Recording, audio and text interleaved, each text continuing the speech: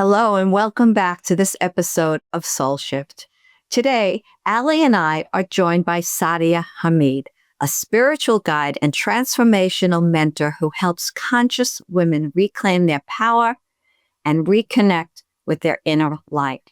Sadia works with leaders, entrepreneurs, and mothers who are building beautiful lives and legacies, yet often find themselves exhausted beneath the surface of their success.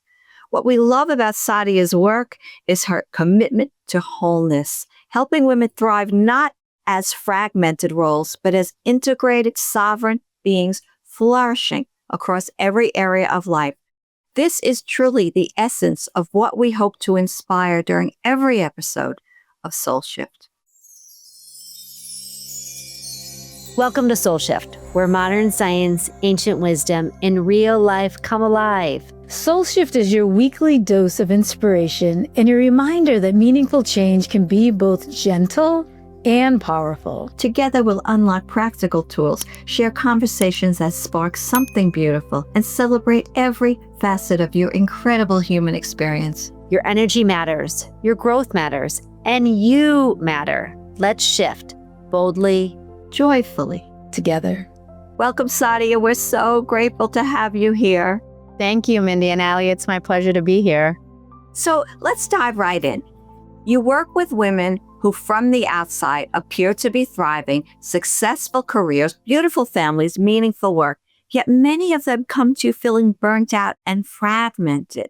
What do you see happening beneath the surface and between the lines for these women? Yes, so many of the women that I support and work with have everything that we've been taught that we're looking for, right? On paper and on the outside, they have successful careers, or many of them are raising beautiful families, or they're doing both. And there is this sense that they have reached a certain place and accomplishment, but there's something inside them that's just really, really tired. And the reason why I see this happen, it was my personal experience as well, is that as women, we're really trying to perform in standards that were honestly not designed for us to succeed in. They're very masculine systems and structures, and they're not based on the rhythm, the flow that a lot of women experience. And so when you're trying to perform in those systems and structures, you can make it so far, and then you hit a point where your body and even your spirit just sort of gives out a little bit. And you start feeling this desperate feeling inside where it feels exhausting and it feels heavy. And you're wondering why it's not fun anymore and why you're not lit up anymore. A lot of women come to me at that point and they have this question of, is this really as good as it gets? Is this how I'm meant to be feeling? And the truth of that answer is no, but it's also not anyone's fault that they end up feeling that way. I find it very interesting and relate also to what you say about women performing at a certain level because basically this is who they were told they needed to be. Where do those messages come from? Those are wired in the earliest years. So when we talk about our nervous system or just a code of behavior and beliefs that we have that are not just in our mind, they're actually embedded in the cellular memory of our body. And we gain those. Now, researchers say in the first 3 years of life. It used to be believed that it was in the first 5 years of life, which is just around the time when you start really consciously remembering your life. Now, apparently, it could be even earlier. Most of us don't remember 0 to 3 very well, but this is the moment where we're absorbing absolutely everything in our environment. And our caregivers, our community, and our surroundings are setting the tone. So we become like a sponge. Also, at this age, we're not independent and sovereign. We are, in fact, physically dependent on other people to meet our needs. So we start learning certain behaviors of what do we need to do in order to have those needs met. And that begins to bring into our cellular system this belief also that those needs are almost always met outside of ourselves, which is true when we're little, but that changes when we become adults. However, when we start coming of age into adulthood, no one taps us on the shoulder or takes us into a classroom and says, hey, now it's time to reprogram this and give you sovereignty and free will and help you reconnect back into the truth of your power and your core so that you can start behaving, believing, acting from this place instead of whatever it might be that you grew up conditioned to believe. And if you follow quantum energetics, we carry, especially as women, but men do as well, DNA that goes all the way through our ancestry, which means that for some people, if they had certain experiences in the womb, during conception, or even they can bring their ancestors' experiences through them through the cellular body. And so it makes working on our nervous system and actually learning how to heal the light body very, very important. And it's something that seems to happen when we've already gone through decades of trying to make it on that old programming. And then all of a sudden it's like, is this really how it's meant to be? And then you're spending more time trying to find your way back to what feels better. Yeah. So then to fast forward that, the burnout isn't connected to just doing too much. It's deeply connected to our nervous system programming. Absolutely. Yes. So burnout, when you experience burnout, and I call it the hustle burnout loop, because people won't always just burn out once. They will burn out multiple times over the course of their life. They might hit burnout sometime in high school, then again in their career, then again when they're having a family, then again later on in life. And so we don't always just burn out once. We actually have a survival program that allows us to burn out and then rekindle and then do it all over again.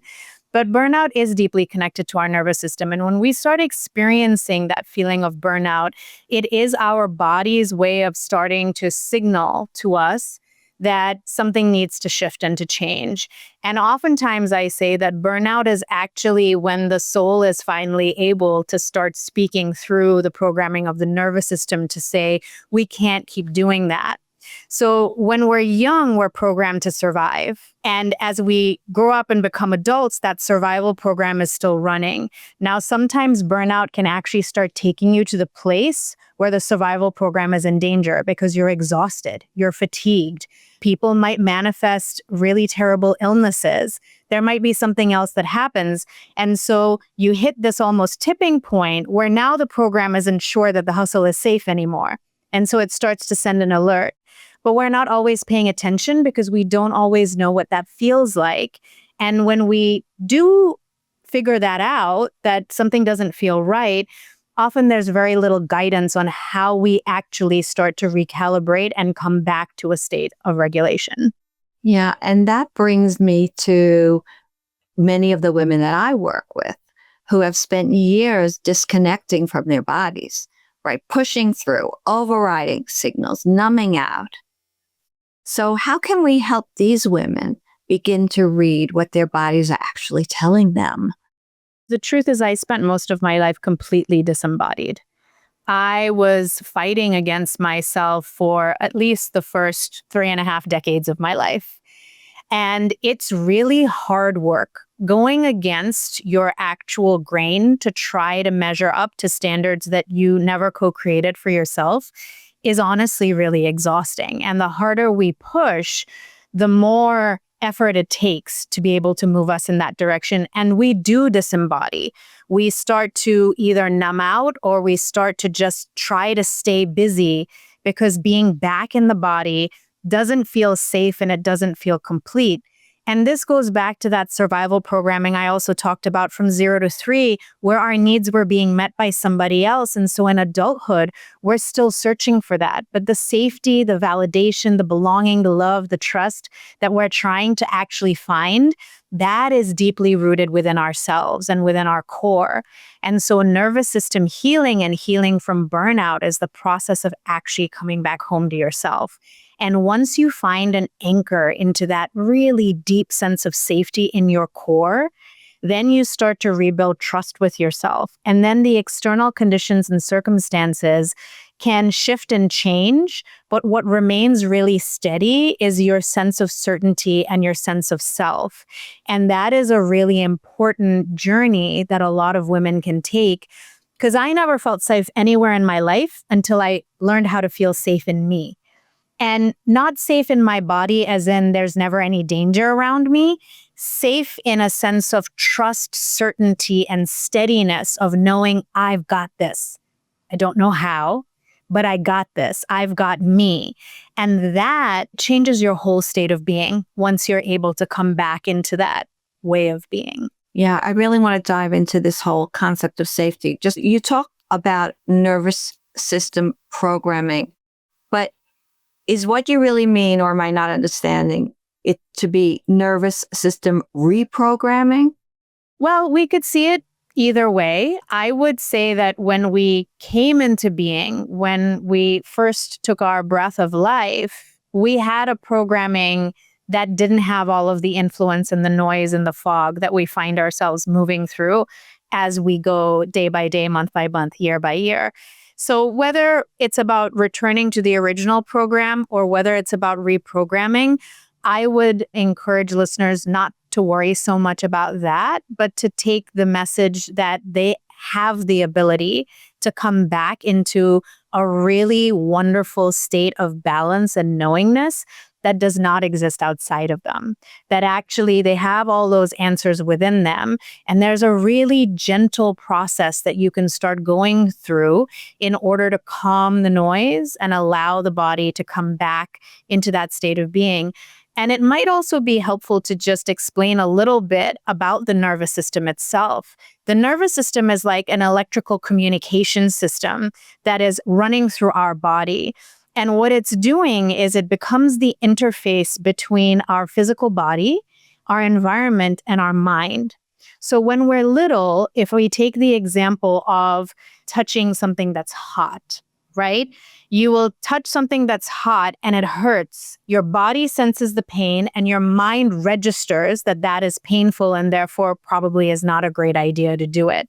And that communication mechanism that's running through your body that sends the alert and allows us to feel all these emotions we feel and to use our senses is where the nervous system really starts to play in.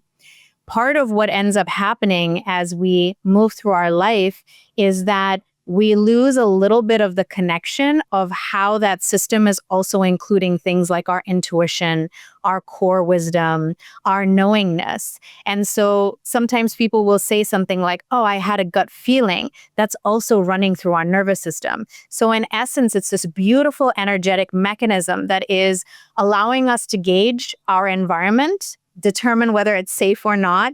It programs our mind into what those experiences actually feel like so that we can remember them. Everything is based off of that memory.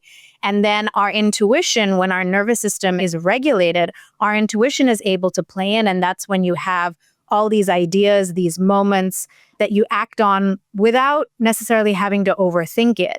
And so it's just this really beautiful system. Unfortunately, most of us have never fully experienced what it's like when that is in its most aligned, calm, and natural state.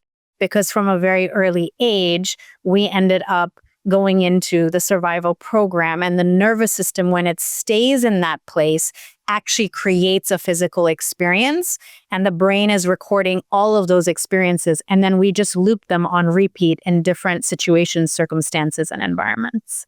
So we really need somatic practices, right, to help us realize that we are in safety mode, especially for women who have been in survival mode for years. Yes, so somatic practices are very, very helpful. And I encourage women to think about these things as holistically as possible, because I think that sometimes it can also feel really overwhelming when you're in the healing and the wellness world.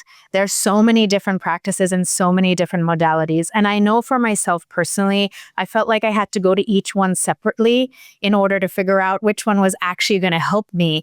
And what I've realized is that there's actually a really beautiful union between these. And as your nervous system starts to regulate, you just start automatically doing it. You're not going to need the somatic practice app on your phone after a couple of weeks, because your body is going to regulate. A somatic practice practice is a very natural part of our physiological experience.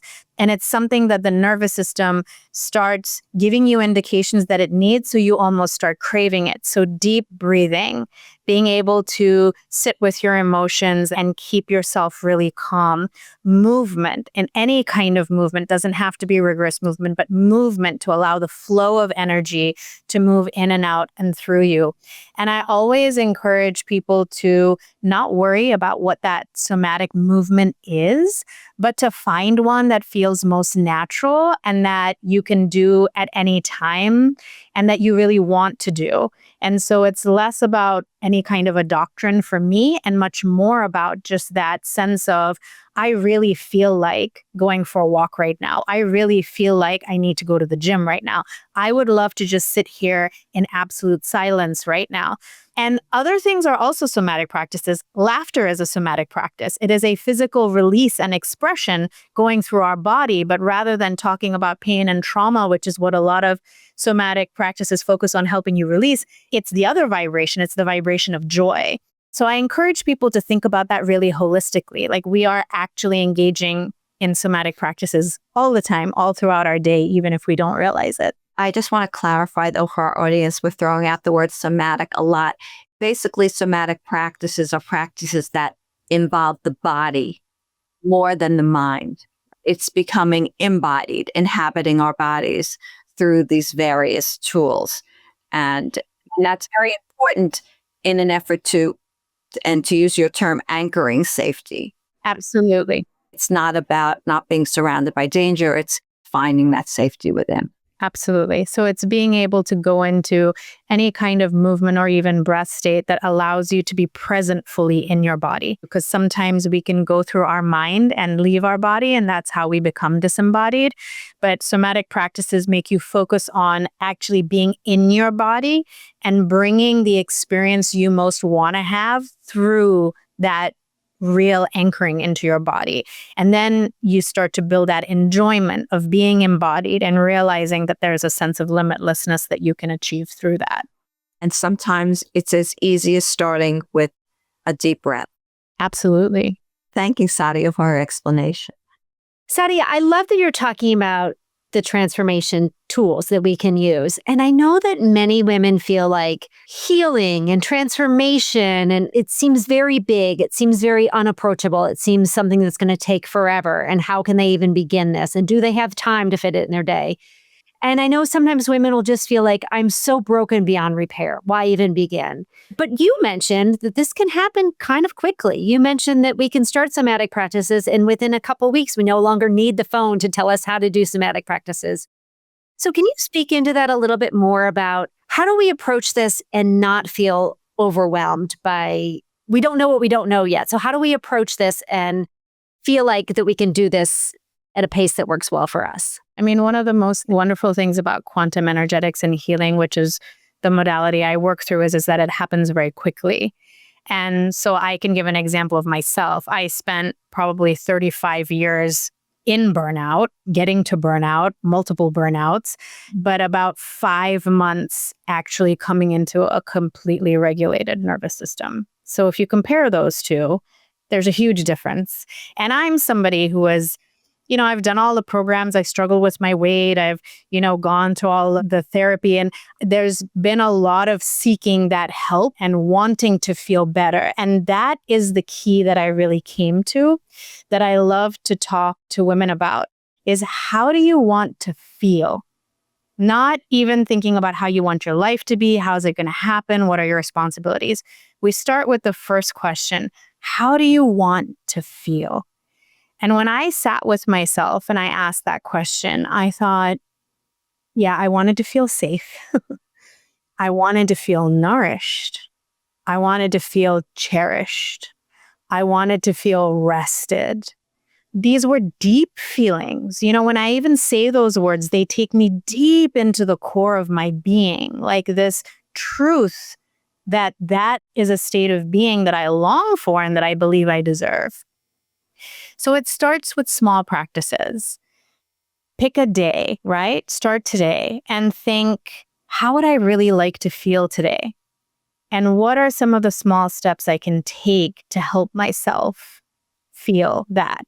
So as a solo mom, for example, I used to long for silence. Like all I wanted was quiet time. And often by the time I got it, I was so tired, I would just fall asleep in a heap too.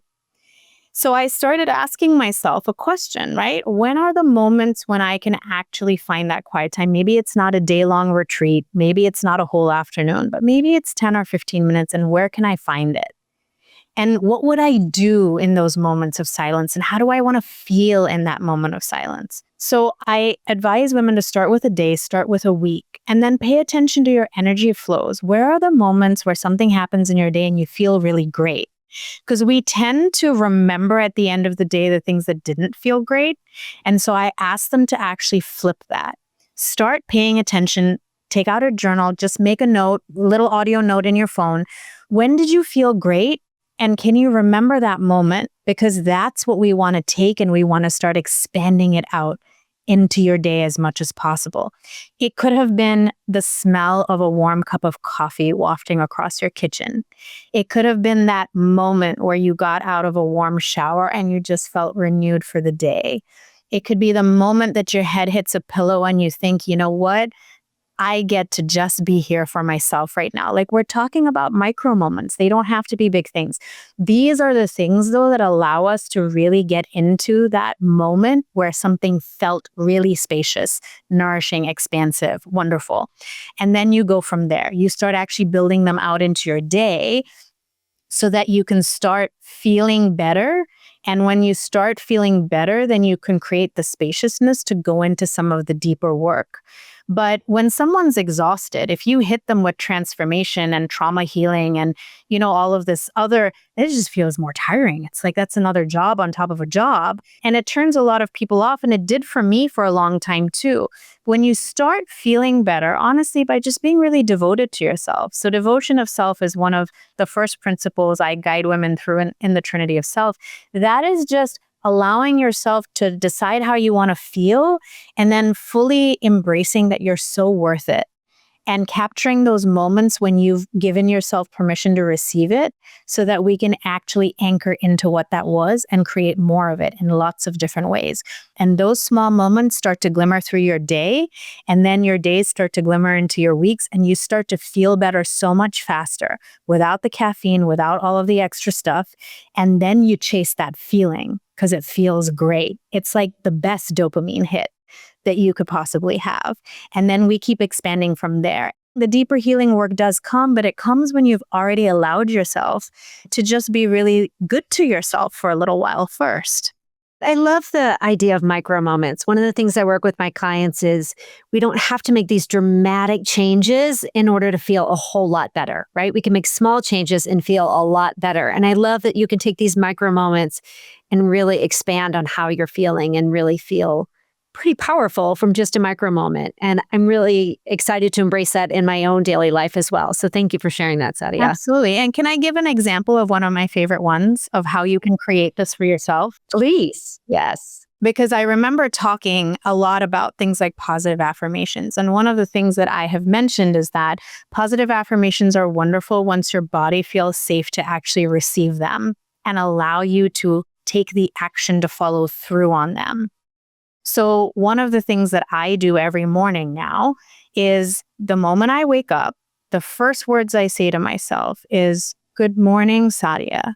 It is my joy and my privilege to love and take care of you."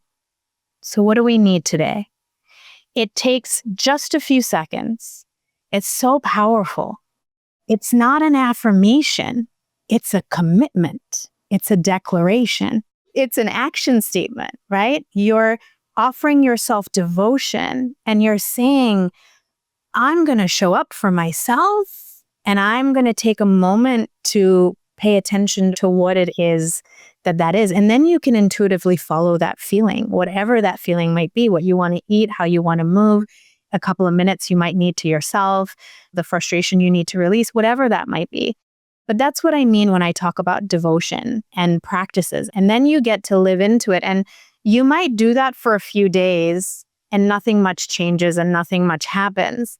But eventually you are training your system to almost expect that, as it's like, wake up, welcome, right? So you start waking up feeling a little bit more excited because you're going to greet yourself with so much devotion. And then your body starts thinking, oh, that's interesting. And we're still alive. We survived. So what's this new feeling? Let's remember that one. Let's program. This is how the programming starts to either reprogram, as you said, Mindy, or how we discover our original program. And then you move from there. And that's just like, it makes me happy even to share that with you. So the feeling you experience yourself when you're doing that, these are the things that collapse time and collapse the past and collapse trauma and help your body recover at quantum speed. The body is actually incredibly amazing at what it's able to do. You can, in fact, shift very quickly. The main thing is you start knowing you're worthy and safe to do it. And then you start believing you're capable to do it. And then you want to know what you're capable of. And so it becomes this really fun game you play with yourself. You make this so approachable and it's not intimidating at all. So thank you. It's exciting. Actually, you make it very exciting to think about how we can approach our own bodies. And I'm fascinated, I'm going to switch gears a little bit. I'm fascinated by this concept that you practice called soul codes. And I would love for you to share what soul codes are and how do we access them? Absolutely. So my understanding is that we all come and we aren't incarnate into this lifetime. And when we come in with a soul and a spirit that comes into this physical body in order to live out this lifetime. And much like you would think of a plant seed, we do actually come coded with a purpose of why we are here and all of the capabilities that would allow us to be that, be on purpose. So if you think about a plant seed, when you plant a plant seed, if you buy an apple seed, for example, or a sunflower seed, you plant the seed's already coded, right? Unless there was a mix-up, you wouldn't plant an apple tree seed and expect it to grow a sunflower. Now, how does that little seed know? It has this amazing coding in it that knows when it's planted into the soil, that it's activated, that it can pull in all the nourishment it needs, adjust its environment in order to have the best success at growing into this beautiful apple tree. And it doesn't spend a lot of time wondering why it wasn't a sunflower plant, right? It's happy to be an apple tree and it goes off and it becomes this beautiful apple tree.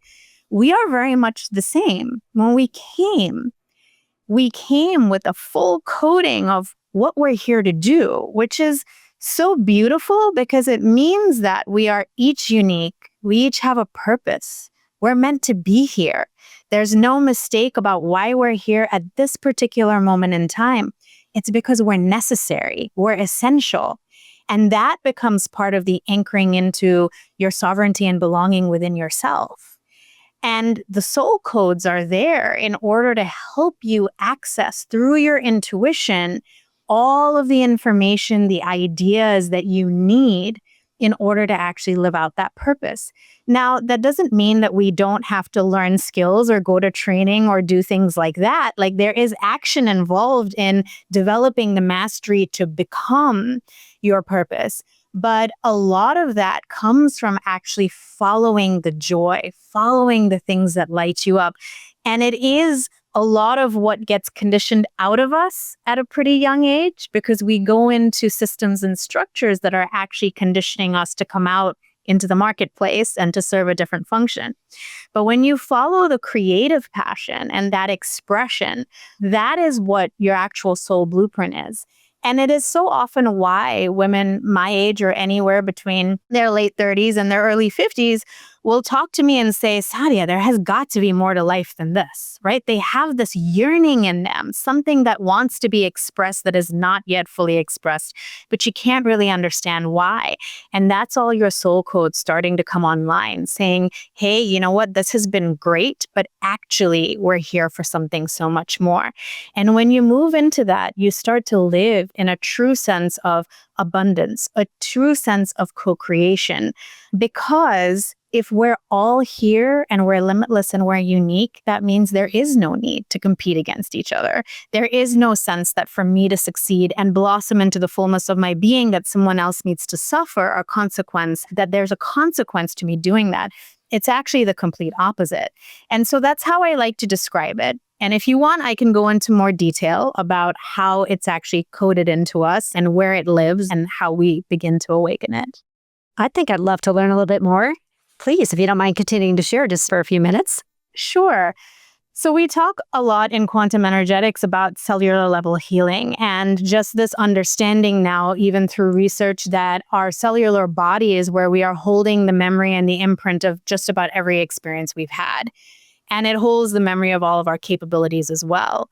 And so in the spiritual world, there is an understanding that our carbon-based DNA, which is what we talk about and scientists study all the time, is actually just an external casing around the actual soul DNA that we come in with, which is actual crystalline DNA.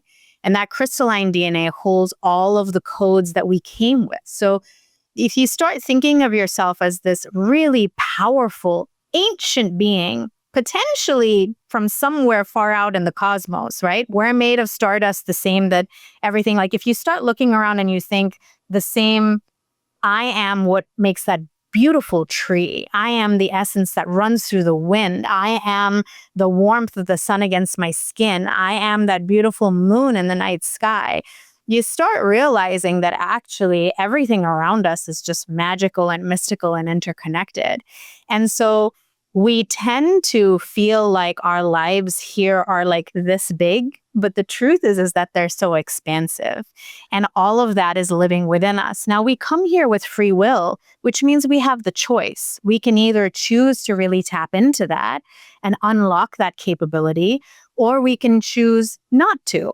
But if we wonder why certain people are able to like become that star athlete, or certain people are able to have that idea that just became a supernova, that's not because they are more capable than us or smarter than us.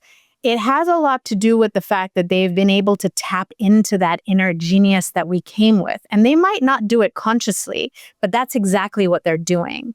They're tapping into that blueprint inside them that has all of the information of how they can actually live their life in order to achieve that state of being. And once they achieve it, then it keeps going from there. You don't necessarily only achieve one thing. You keep expanding, you keep regenerating. But what happens between 0 to 3 years of age is, as the conditioning and the survival programs come online, what we have coded above the actual code gets in the way. And so you could imagine it like walking through a fog your whole life. And then all of a sudden you might have this moment of clarity, or you might be somewhere or hear something and it takes you somewhere and you're not sure why. All of those things are about the remembrance and the glimmers of coming back into that original programming. And when your nervous system is healed, you're able to hear yourself. And the guidance is honestly quite specific. You have a certainty about doing it, even if it's a little bit uncomfortable, because the growth lies on the other side of the comfort. But the certainty of yourself is there. I mean, it's a really, really beautiful feeling. And I 100% believe that every single person already has it within them. And so one of the biggest joys of my life is I get to help people reconnect back into it and start living from it, and watching them feel so much better and come into a state of being that perhaps they didn't even imagine for themselves. And once their soul's codes come online and I can tune into that frequency, I can start to see some of their highest timelines, and oftentimes dreams that they have never said out loud to anybody else. They'll say, Sadia, I've never said that out loud to anybody else, but I'm saying it to you. And I'll say something back to them and they'll be like, how could you know that? Or I can't even imagine that for myself, but something inside of me is lit up right now. And that's how we know that we're going through that process. And it's just really beautiful. Wow. Your work is really powerful. It's a privilege to be able to be of service that way. And to have experienced it myself. And the beautiful thing about this is that you realize that we live in a real state of mutual reciprocity. And so the way in which I'm able to expand and experience my own limitlessness is also by serving and supporting other women to find theirs, because we are continuously activating each other. And so that starts to make you understand this idea of the collective and our collective success, our collective joy. It really is essential, because in fact, I can only go so far unless there's someone else that I'm journeying alongside, and then we are unlocking together. And you don't know where it is you're going to end up, but it's a really beautiful journey to find out. It's fascinating. It's so wonderful. I mean, you've given us and our listeners so many empowering truths, but if you could leave them with just one truth about their true capacity to transform, what would it be? It would be that the strongest ally and the most beloved person that they are longing for is actually themselves. That no matter who goes or stays, ask yourself, who's always been there? I love asking that question. Hey, tell me, who's always been there? And I'll get examples of other people. And I'm like, okay, but really, who's always been there? I've always been there. Oh, yeah, I've always been there. And here I am. And so it doesn't have to start anywhere outside of you. It gets to start right here. And it is truly the most important friendship, love affair, mentorship experience of your life. And when you tap into it, it's just the most beautiful feeling. And it's something I want everybody to be able to experience. I could never just want it for myself. Sadia, I love that so much. I relate to it exponentially. I thank you so much. So you've got to tell our listeners where they can connect with you and learn more about your work. Absolutely. So they can find me through my website. It's livingherlight.com with little dashes in between. So www.living-her-light.com. On Instagram, I'm Sadia_livingherlight. My email is the same, and I'm happy to share all that information. On LinkedIn, I'm just Sadia Hameed. So I would love for people to connect with me. I'd love to hear what resonated. If anyone needs any support, I'm always here. And I'm so excited for their journey. And I know that really beautiful, expansive things await. Just beautiful. And all of the information you just shared will be in the show notes. Thank you. Hyphens and all. Hyphens and all. I had to stop and think about those for a second. So we really have to thank you so much, Sadia, for this beautifully rich conversation. You know, the reminder for me, and I hope our listeners, is that our exhaustion is not our fault, and that the wisdom we're seeking lives within us all along, and that we can access our own inner light through the gateway of our bodies. Yes. Such empowering and necessary work.